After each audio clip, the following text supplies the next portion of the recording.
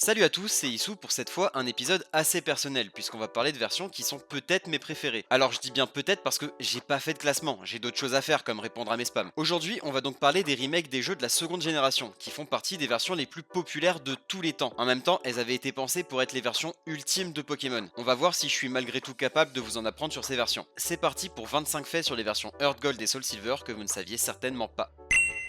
On part direct à Rosalia. Là, on peut rencontrer celles qu'on appelle les kimonos. C'est quand même assez réducteur de les nommer uniquement par leur accoutrement. Sinon, je veux qu'à partir de maintenant, on appelle tous les Bretons les kawaii jaunes. Bon, déjà, est-ce que vous saviez que dans les versions originales, ces PNJ ont un prénom défini suivant l'origine de la version? Et que dans Earth Gold et Soul Silver, les kimonos de toutes les versions, sauf dans la version anglophone, ont le même prénom, à savoir leur prénom japonais. Mais on n'est pas là pour parler de ça. Lorsqu'on les retrouve sur le lieu de rencontre du Pokémon légendaire de la version, donc à la tour Carillon pour Earth Gold et dans les tours Bill pour la version Soul Silver, afin d'invoquer Ho-Oh ou Lugia, elles effectuent une danse. Je critique pas, je fais pas mieux. Dans la version Earth Gold, pour invoquer Ho-Oh, elles dansent en tournant dans le sens des aiguilles d'une montre et font leur 360 dans le même sens. Mais dans Soul Silver, pour Lugia, elles tournent et font leur 3-6 dans l'autre sens. Je sais pas trop s'il y a un sens caché derrière ça, mais elles le font.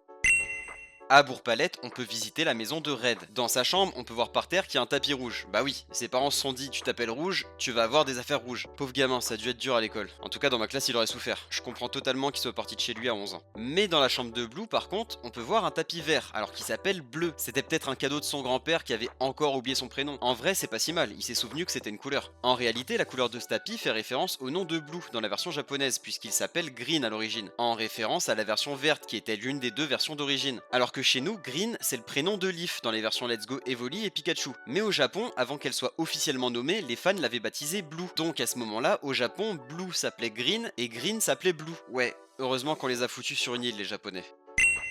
Grâce au Pokématos, on peut écouter la radio. Bon, malheureusement, il n'y a pas Rire et Chanson. Ça, c'est une vraie radio, avec des vrais artistes, genre Paul Mirabel, là. J'aime trop son sketch où il dit qu'il est mince et qu'il sait pas se battre, là. Hilarant, je l'ai vu au moins 2 fois. Bref, dans le Pokématos, sur la fréquence en haut à gauche, on accède à la station Musique Pokémon. On passera sur l'originalité du nom, et sur cette station, on peut entendre différentes musiques qui ont toutes une utilité. Il y a par exemple la berceuse Pokémon qui permet de rencontrer moins de Pokémon sauvages, la fanfare Pokémon qui permet au contraire d'en rencontrer plus, les archives qui permettent d'écouter les musiques originales des versions or, argent et cristal, et enfin, une fois le Pokédex national obtenu, on a les deux émissions qui nous intéressent. La première, Son de Wen qui joue un remix de la musique de la route 101 de Ruby, Saphir et Emeraude le mercredi, et qui permet également de rencontrer 10 Pokémon originaires de Hoenn répartis dans différentes zones, et la seconde, Son de Sinnoh qui joue cette fois le jeudi, un remix de la musique de la route 201 des versions Diamant, Perle et Platine, et qui permet de rencontrer 8 Pokémon originaires cette fois de Sinnoh, et un Meditica. J'avoue, j'ai pas compris. Je vois pas pourquoi, alors qu'il y a une émission qui s'appelle littéralement Son de Hoenn, on rencontre un Meditica grâce à l'émission Son de Sinnoh. C'est pas comme si la région était pauvre en Pokémon. On va parler des scouts, certainement la classe de dresseurs la moins respectée. En même temps, quand on voit la gueule de leurs homologues dans la vraie vie, ça n'impose pas le respect. Oh ça va, je vais encore me faire des ennemis. Dans la forêt de Jade, on rencontre le scout Emilian. Attends, c'est un vrai prénom ça? C'est quoi ces prénoms de scouts dans la forêt de Jade, sérieux? Vivian, Fad, je sais même pas comment ça se prononce. Johan et Calixte? Sérieusement, qui dans ce monde appelle son gosse Johan? Mais non, pleure pas Johan, je t'aime bien en vrai. Bref, le scout Emilian dans les versions Earth Gold et Soul Silver est le seul scout de l'histoire des scouts des jeux qui possède un Pokémon qui n'est pas de type insecte, à savoir son Pikachu, si on ne compte pas les dresseurs des tours et zones de combat, évidemment, puisqu'ils ont des Pokémon un peu random. Et comme on dit, scout un jour, mais on peut pas tromper 1000 fois 1000 personnes. Exactement. Comme je l'ai déjà dit, dans la vraie vie, on n'est pas tous égaux. Il y en a qui ont des goûts et d'autres qui considèrent que du fromage à la bière sur du pain, c'est un plat. Dans Pokémon non plus, l'égalité n'existe pas. Si les versions or et argent avaient toutes les deux autant de Pokémon exclusifs, c'est plus le cas dans les remakes. On y trouve les mêmes Pokémon exclusifs, même si les familles de Oursaring et de Donphan ont été échangées. Mais on reviendra dessus dans la vidéo 25 faits sur les versions or et argent numéro 2, qui sortira certainement en 2064, alors ne loupez surtout pas ça. Donc je disais, on trouve les mêmes Pokémon exclusifs que dans les versions originales, et des exclusivités de la troisième génération. Le problème c'est que parmi les Pokémon exclusifs de la version or, Scorplan et Demanta ont vu leur famille s'agrandir en quatrième génération. Donc maintenant avec Scorvol et Baby Manta, la version Earth Gold possède deux Pokémon exclusifs de plus que la version Soul Silver. On est bien d'accord que vous vous faites arnaquer si vous prenez cette dernière. C'est comme acheter des formations pour le dropshipping. Après l'arnaque c'est un sport d'influenceur. J'ai vraiment hâte de m'y mettre. Il existe dans ces jeux une différence majeure entre le personnage féminin et le personnage masculin. Je sais pas si vous avez remarqué, mais dans la très grande majorité des speedruns qu'on peut trouver sur ces versions, c'est le personnage féminin qui est choisi. Et pourquoi ça? Parce que les speedrunners s'identifient plus facilement à un personnage qui est adéquat? Peut-être, mais y a pas que ça. En fait, la différence se fait au moment du tutoriel de capture. Si on choisit d'incarner Célesta, on aura Lutte comme pseudo-rival. Et c'est lui qui va s'occuper de nous initier à la capture de Pokémon. Et ben, là où Lutte se contente d'entrer dans les herbes et de rencontrer un Pokémon, Célesta nous fait... Je sais pas ce qu'elle fait. Elle invoque un Pokémon et ensuite seulement le tutoriel commence. Donc si on choisit le personnage masculin, on perd facile 10 secondes avec ces conneries. On va parler d'une des zones les plus mystérieuses du monde de Pokémon. En tout cas, à la sortie des jeux originaux, c'était celle qui suscitait le plus de théories. Les ruines d'Alpha. Dans celle-ci, on peut capter un signal mystérieux avec le Pokématos, en mettant le curseur de la radio un tout petit peu au-dessus du centre. En fait, ce qu'on entend, ce sont les ondes que s'envoient les Arbis pour communiquer. Non, sérieusement, je trouve ça vraiment cool. Dans le jeu, ça sert surtout à rencontrer les formes des Arbis qu'on possède pas encore. On aurait dû installer un système similaire dans la vraie vie. Genre une radio qui te permet de rencontrer les femmes que t'as pas encore attrapées. Oula, je vais avoir des soucis si je continue. Vous en faites pas, j'ai rien contre les femmes, d'ailleurs ma propre mère en est une. Revenons à nos moutons. En écoutant le signal mystérieux, on entend des sons bizarres, et notamment le cri de oh-oh, mais déformé. Idem pour la mélodie de la Pokéflûte. Voilà qui aurait pu faire naître beaucoup de nouvelles théories. Une fois qu'on a vaincu Albert à Mauville, on récupère un mystérieux œuf auprès de l'assistant du professeur Orm dans la boutique Pokémon. Au bout d'un moment, cet œuf va éclore, laissant apparaître un Togepi. Ok, il y a un œuf qui est sorti d'un œuf, on va dire que tout est normal. Ce qui est intéressant chez ce Togepi, c'est qu'il est spécial, dans le sens où il n'a pas de parents. Enfin, non, c'est pas ça qui le rend intéressant, c'est même assez triste. Mais du coup, comme il n'a pas de réels parents, l'œuf de Togepi est codé de sorte à ce que le Pokémon nouveau-né connaisse toujours l'attaque extrasenseur, qui est un egg move qui aurait dû être transmis par un parent. Parent qui n'existe pas, c'est bon, vous me suivez? À cause de ce code, même si le jeu est randomisé et que l'espèce du Pokémon qui est sorti de l'œuf est aléatoire, celui-ci connaîtra toujours extrasenseur, peu importe l'espèce à laquelle il appartient. C'est dans son sang, un peu comme le racisme chez les Corses. Après avoir obtenu les 16 badges, si on se rend à la résidence Céladon, il est possible de récupérer le lecteur GB auprès d'un employé de Game Freak. Grâce à cet item, il nous est désormais possible d'écouter les OST en 8 bits des versions originales. Putain, ça me rend encore plus nostalgique que ma cassette de l'histoire sans fin. Ah, mon premier trauma. Artax, never forget. Non, ne pleurez pas. Bon, certaines zones n'existaient pas dans les versions originales. Du coup, leurs OST des remakes ont juste été reproduites en 8 bits. On a par exemple les routes 47, 48 ou encore la GTS qui sont dans ce cas-là. Bref, c'est le genre d'ajout qui est revenu notamment dans Diamant étincelant et Perle scintillante, mais là, c'était la première fois, et c'est super stylé d'y avoir pensé. Est-ce qu'il m'est possible de faire une vidéo 15 ou 25 faits sans parler de glitch? La réponse est non, en tout cas pas pour l'instant. Cette fois on va apprendre lévitation à n'importe quel Pokémon. Bon, c'est pas exactement ça. Disons plutôt qu'on va voir comment faire léviter n'importe quel Pokémon. Pour ça, il faut que le Pokémon qui nous suit soit empoisonné. Il faut marcher près d'une barrière qu'on peut sauter, là, vous savez, ces sortes de rebords en terre. Bon, on marche jusqu'à ce qu'il ne reste qu'un seul PV au Pokémon qui nous suit. Et on compte bien les pas. Ensuite, il faut sauter le rebord et qu'au même moment, le Pokémon survive au poison. À partir de ce moment-là, il va flotter dans les airs derrière nous, comme s'il avait succombé du poison dans d'atroces souffrances et qu'il nous hantait pour l'avoir laissé agoniser juste pour effectuer un glitch. Après, pas de panique, il va pas nous hanter éternellement. Il suffit de voler, surfer, monter sur sa bicyclette ou encore entrer dans un bâtiment pour le faire revenir à la normale. On parlait d'arnaque tout à l'heure. On va maintenant voir le Pokémon qui s'est le plus fait arnaquer dans ces jeux. Tarinor, l'un des Pokémon les plus moches. Sérieux, on a bien rigolé avec Tropius, j'ai vu que ça vous avait énervé, je savais pas que ma communauté aimait tant que ça les bananes. Mais là, Tarinor, il est indéfendable. C'est un caillou qui dort avec un nez rouge. C'est un poivreau. Bref, avec l'arrivée de ces versions, Tarinor s'est vu offrir une nouvelle capacité, obtenable uniquement par reproduction. Dans ces versions, il peut apprendre Fracasse-tête. Le problème, c'est qu'il n'est compatible pour la reproduction avec aucun Pokémon capable d'apprendre cette attaque, ce qui rend cette capacité impossible à obtenir pour un Tarinor. Franchement, quand je vois ce genre de conneries, je me pose 3 questions. Premièrement, le con dit quoi? Deuxièmement, pourquoi est-ce qu'il n'y a pas d'ours blanc dans la forêt noire? Et troisièmement, comment ils peuvent ne pas se rendre compte de ce genre d'erreur quand ils viennent volontairement d'ajouter une nouvelle attaque dans un move pool? Surtout que l'erreur a directement été corrigée dans les versions noires et blanches, puisque l'attaque lui était retirée, alors qu'avec l'arrivée d'Exagite dans la génération suivante, il aurait pu la prendre, puisqu'ils sont compatibles. C'est un petit peu con quand même. Est-ce que vous connaissez le pote Pokémon? Vous savez, c'est le présentateur de la TV ABC à Kanto dans les versions Rouge-Feu et Vert-Feuille. Sous ses allures de coach de fitness, il cache un terrible secret. En réalité, son prénom est Castor. C'est pas que c'est moche comme prénom, c'est juste que c'est pas un prénom. C'est mes amis canadiens qui doivent être contents. C'est quand même leur emblème national. Quel noble et majestueux animal. C'est pas comme s'ils avaient des lynx, des grizzlies et des caribous.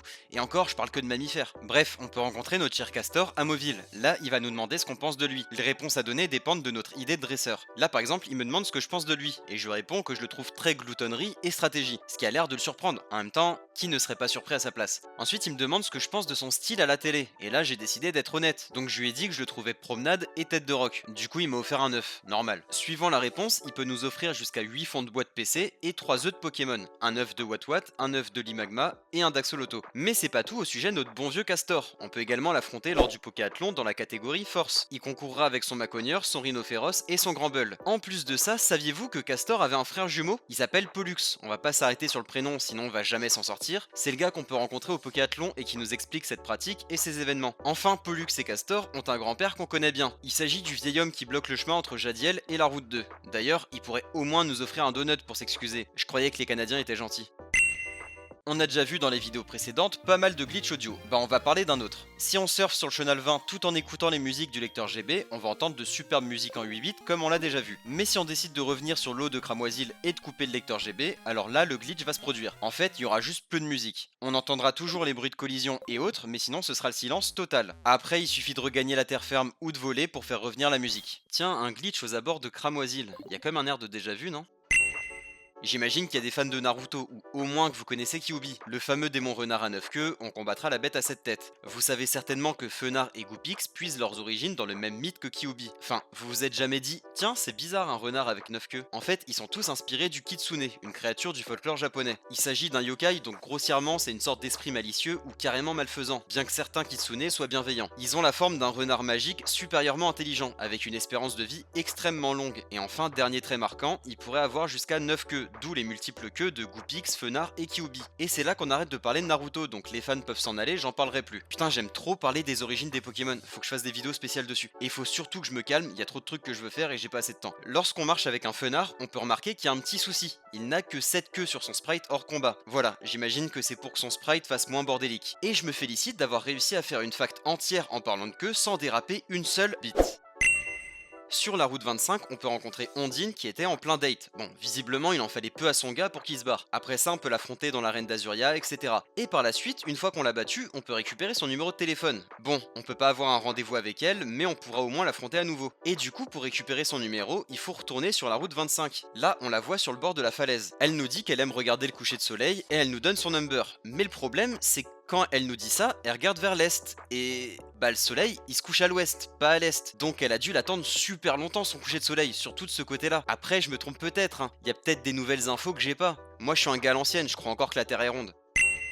Une fois la centrale à Kanto remise en fonction, il est possible d'utiliser le train magnétique pour aller de Doublonville à Safrania. Bon, dans les faits, c'est un peu con de l'utiliser dans Earth Gold et Soul Silver, puisque dans ces versions, il est possible de voler vers le plateau Indigo depuis n'importe quelle ville des deux régions. Donc pour changer de région, c'est plus rapide de voler d'abord au plateau Indigo, puis dans la région suivante, que de se taper le dialogue d'entrée, le trajet jusqu'au train, la cinématique du train, le trajet jusqu'à la sortie et le second dialogue. D'ailleurs, heureusement que le train magnétique n'est pas inspiré des trains de la SNCF, sinon il aurait en plus fallu prendre en compte les retards, les obstacles sur les voies, les gens qui sont malades et qui décident de le signaler en mode excusez-moi, je suis un peu malade, est-ce que ce serait possible de bloquer tout le réseau? Super, merci. Et bien sûr, on n'oublie pas les fameuses valises abandonnées prêtes à exploser à chaque instant. Je suis parti super loin encore. Bref, comme je disais, ce train relie Doublonville à Safrania. Et quand on va sur la route 32, on voit les rails du train. On peut même passer en dessous d'ailleurs. Mais on les voit ni sur la route 30, ni sur la route 46. Donc mon hypothèse, c'est que le train fait un détour pour passer au-dessus de la mer, parce que bah c'est plus joli. Après, pour ce qui est de Kanto, j'ai pas trop d'explications. Parce que pour rejoindre Safrania, il est obligé de couper une route. Et on voit aucun rail sur aucune route. Donc ma théorie, c'est qu'à ce moment-là, il va sous la terre. Et là, du coup, effectivement, c'est logique. Mais bon, c'est un énorme gâchis de moyens. C'est un peu comme une coupe du monde de football féminin.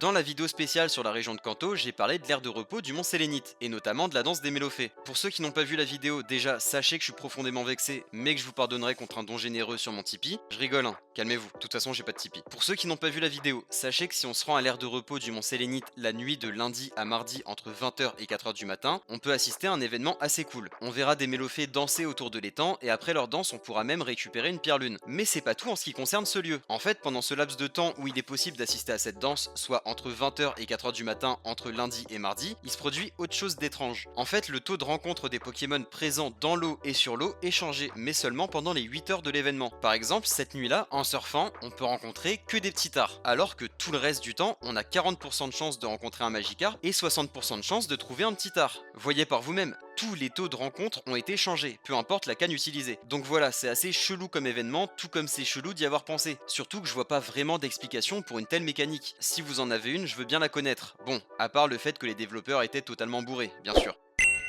Dans les données internes de ces jeux, on trouve 3 objets qui n'ont jamais vu le jour dans les versions finales. Premièrement, on trouve l'album photo. Comme vous le savez peut-être, dans ces versions, on peut rencontrer F-Auto à plusieurs endroits dans les 2 régions. Il nous permet de prendre une photo avec notre équipe. Donc voilà, 12 ans avant Pokémon Violet et Écarlate, il l'avait déjà fait. Bref, elles sont sauvegardées et peuvent être consultées dans le PC. Mais à l'origine, elles devaient être stockées dans l'album photo, qui aurait été un objet rare. On trouve également la fameuse Curamolos, des versions or et argent, qui cette fois-ci avait été promue au rang d'objet rare, mais elle a finalement été retirée du jeu. Ils se sont peut-être dit que posséder la queue d'un Pokémon dans son sac, c'était un peu glauque. Et enfin, le dernier objet est le célèbre Poké-Écrin. Pour ceux qui savent pas ce que c'est, je vais vous expliquer. C'est un objet rare qui aurait dû être distribué de façon événementielle dans ces versions. Il devait pas être utilisable dans les versions Earth Gold et Soul Silver, mais devait être transféré dans Noir et Blanc. Il aurait dû servir à obtenir la CT Aboiement, après avoir été ouvert par un PNJ à Volucité. On apprend via une lettre que son propriétaire ne voulait pas que la Team Rocket ne tombe dessus. Ah ouais, c'est clair que si la Team Rocket avait pu nous aboyer dessus, ça aurait tout changé. Mais bon, le Poké-Écrin ne sera jamais distribué et cette quête ne sera jamais officiellement disponible. Après, ça aurait été beaucoup de dérangements pour pas grand chose.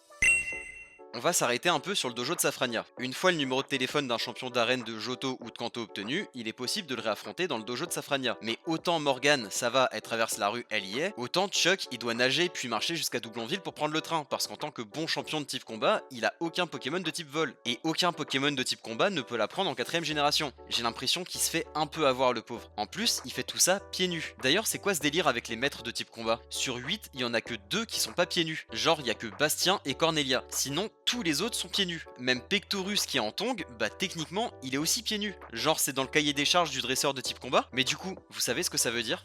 Yannick Noah. Exactement. Vous avez compris vous aussi? Bref, revenons à notre dojo. On va faire plusieurs petites facts. Je précise que là je parle uniquement des revanches du coup. Dans le dojo, Magnézone et Roucarnage sont les seuls Pokémon utilisés par plus d'un champion. Mortimer est le seul champion qui utilise un même Pokémon plusieurs fois avec son ectoplasma. Sandra est le seul champion qui n'utilise ni Pokémon de Hoenn ni Pokémon de Sinnoh. C'est également la seule qui utilise des Pokémon n'étant pas de son type de prédilection, en dehors de Blue qui n'a pas de type de prédilection, surtout qu'il y avait suffisamment de dragons. Et enfin, Erika et Sabrina sont les seuls qui donnent plus d'argent après le premier combat qu'après la revanche. Lorsque l'on entre dans un bâtiment avec un Pokémon trop grand qui nous suit, ça peut poser des problèmes. Par exemple, si on pénètre dans l'arène d'Irisia avec un petit Pokémon ou au moins un de taille normale, bon ça bien sûr c'est en considérant qu'il y ait une taille normale et aujourd'hui on peut plus se permettre de dire ça, mais moi je le dis, non, 2,29 m n'est pas une taille normale. Et si ça en choque certains, sachez que je vous en... Aïe. J'ai encore dérapé. Je disais donc que si on entrait avec un Pokémon de taille normale, ça va, il se passe rien de particulier, mais un Pokémon trop grand, comme par exemple Ho-Oh, n'apparaîtra pas dans l'arène puisque les passages sont trop étroits, bah c'est un bâtiment, il est trop grand. Mais si on se tient sous la cascade, donc ici, et qu'on change de Pokémon pour un Pokémon de taille normale, bah ce con va apparaître sous le pont. Regardez comme il a l'air con. Bien sûr, passer le pont le fera se téléporter à côté de nous, mais au moins on aura pu se moquer un peu de lui. Après avoir obtenu la CS Surf, on accède à une zone cachée de la route 34. On y affronte 3 sœurs top dresseurs, Amy, Maria et Irène. Amy et Maria nous affrontent en combat double. Puis une fois qu'on les a vaincus, on avance d'un pas et là la troisième sœur nous provoque en duel. Sauf que si après avoir vaincu les 2 premières sœurs, on décide de quitter la zone pour par exemple aller se soigner, participer au Pokéathlon ou acheter des enfants soldats, en revenant chacune d'elles aura retrouvé sa place d'origine. Du coup, on peut maintenant contourner la troisième sœur. En faisant ça, on s'aperçoit qu'elle est victime d'un glitch, puisque si on lui parle depuis un des côtés, elle n'aura pas envie de se battre. Ça activera la boîte de dialogue qui est censée se lancer après sa défaite. Ce qui veut dire que les développeurs n'ont simplement pas imaginé qu'on puisse quitter la zone après le combat double. Bref, si on se place sur la case où on aurait dû être après le combat double, là elle va vouloir se battre, et ce même si elle regarde sur le côté. Ouais, en gros faut pas se mettre sur sa case. C'est un peu chelou, comme ces gens qui laissent dépasser leur pied du lit sans même avoir peur du monstre en dessous.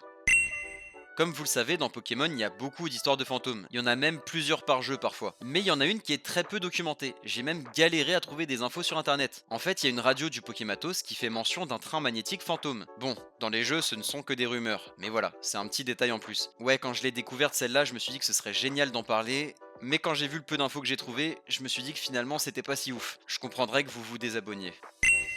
Une fois qu'on a vaincu Jasmine lors de la revanche dans le dojo de Safrania, il est possible de la retrouver dans son arène. À ce moment-là, elle va nous proposer un échange un peu particulier. Un Stylix contre n'importe lequel de nos Pokémon. En plus, le Stylix sera au même niveau que le Pokémon qu'on lui a envoyé. Je trouve ça super généreux comme offre. Du coup, je lui ai filé mon OO. Elle doit être super contente d'avoir reçu le Pokémon arc-en-ciel de la résurrection. Dans les versions or, argent et cristal, sur la route 14, on peut rencontrer Kim, une PNJ qui nous propose d'échanger son Ptera contre un Levénard. Et du coup, pourquoi je vous raconte ça? En fait, quand on a effectué un échange même interne, on peut voir l'idée de dresseur de l'ancien propriétaire du Pokémon. En ce qui concerne le Ptera qu'on a reçu, l'idée de Kim est 26 491. Et quand on revient au Stylix de Jasmine, on s'aperçoit que l'idée de Jasmine est également 26 491. Franchement, il y a tellement de théories sur Pokémon, ça m'étonne qu'il n'y en ait aucune sur ça. Je veux dire, c'est pas l'imagination qui manque chez les fans de Pokémon. Il y a des théories comme quoi Red serait le père de Sacha et Blue serait le professeur Chen de l'animé. Il y a même des malades qui arrivent à sexualiser n'importe quel Pokémon ou à les dessiner obèses. Des fois, je me demande pourquoi je continue. Bref, du coup, Kim et Jasmine ont le même idée de dresseur et apparaissent toutes les deux dans des jeux basés sur les régions de Johto et de Kanto. Alors, je sais pas, peut-être qu'avant d'être la championne de la reine d'Oliville, Jasmine était le dictateur d'un pays asiatique. Allez, encore un petit glitch. On va parler du garde de la ligue Pokémon qui nous bloque le passage si on n'a pas tous les badges. Bon, là ça va, je les ai tous, il me laisse passer. Mais si par exemple on va voir l'hôtesse du Colisée du Club Link et qu'on lance un combat à 2 en combat 50 et ensuite en coupe GS, mais qu'on vérifie la liste des Pokémon interdits avant de quitter, bah cette fois le garde va nous bloquer la route. Le gars, il y a 5 minutes, il me laissait passer, mais là c'est mort. Genre, c'est parce que j'ai parlé à ta meuf? Je savais pas que c'était ta meuf Caroline. J'apprécie ta dévotion, mais bouge de là sérieusement. Allez, tu sais quoi? On fait un temps mort. Par contre, si on quitte le bâtiment et qu'on revient, là c'est bon, son caprice devient obsolète. Et enfin, la fact ultime de cette vidéo. On a vu que les champions d'arène pouvaient être de nouveau combattus dans le dojo de Safrania. Pour ça, il suffit de les appeler au bon moment et de leur donner rendez-vous. Mais qu'est-ce qui se passe si on les appelle depuis le dojo alors qu'ils y sont aussi? Bon, déjà faut être sacrément con pour appeler quelqu'un qui est juste en face de nous, mais on est des joueurs de Pokémon. Du coup, ils vont répondre à l'appel en disant wesh, ça capte mal, rappelle-moi depuis un autre endroit. On les connaît ces mythos au téléphone. Oui, je viens tout juste de partir, alors que le gars est encore dans son lit. Donc voilà, c'est un petit truc tout con, mais ils y ont pensé. Et c'est tout pour le moment en ce qui concerne les versions Earth Gold et Soul Silver. Merci d'avoir regardé cette vidéo, j'espère vous avoir appris des choses. Encore une fois, merci à vous tous pour votre bienveillance et votre patience. On se retrouve pour la prochaine vidéo sur la région de Johto avant d'entamer la 5ème génération tant attendue. Pensez à vous abonner s'il vous arrive de respirer ou que vous êtes raciste. Il est temps de se dire au revoir, sur ce je vous dis à la prochaine. Ciao.